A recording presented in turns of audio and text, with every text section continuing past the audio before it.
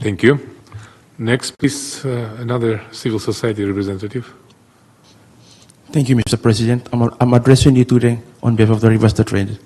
It is an honor to stand before you today at the third meeting of the state parties to the Treaty on the Prohibition of Nuclear Weapons and speak on an issue that not only urgent but also deeply personal to me, the universalization of the TPNW.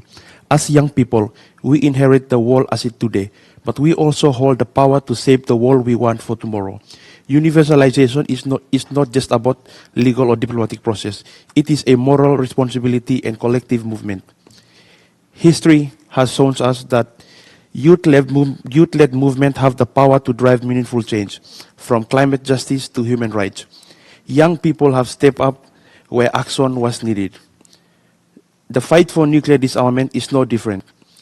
We are using art, storytelling, digital campaign, and grassroots activism to amplify the voice of those who have suffered from nuclear weapons and nuclear testing. In the Pacific, where the nuclear legacy remains an open wound, young people have been at the forefront of advocacy. Through NAPF Rivers Trade Pacific, we have used art and storytelling to bring the realities of nuclear harm into conversation that matters, conversation that reach policymakers, communities, and global platforms like this. But awareness alone is not enough.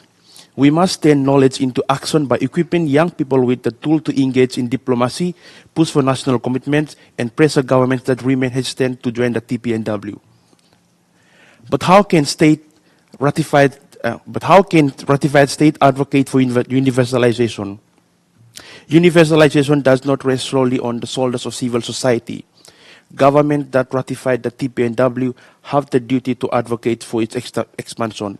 Like ratified states should actively engage with non-signatory states, particularly those in their region, to promote the treaty's benefits. Pacific states, Latin American states, and African states have shown strong support, and now we must extend that solidarity globally.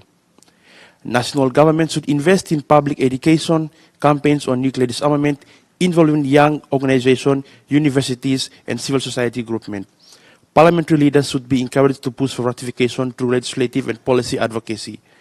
Ratified states must lead example, ensuring that their domestic policy reflect the principle of the TPNW. Government can establish national disarmament days, school programs, and diplomatic forums to keep the constitution alive. To the states that have not yet ratified the TPNW, the time to act is now. Every delay is a risk to global peace and security. Nuclear weapons do not discriminate borders or anyone. Their catastrophic impact is a shared burden. By joining the TPNW, you are making a bold statement that security comes from cooperation and not destruction. Once again, to my fellow young advocates, we are the generation that can make nuclear abolition a reality. Our voice, our action, and our persistence will determine the future. Let's continue to educate, mobilize, and push for a world free of nuclear weapons. Together we can achieve universalization. Together we can build a safer and more just world. Thank you, Mr. President.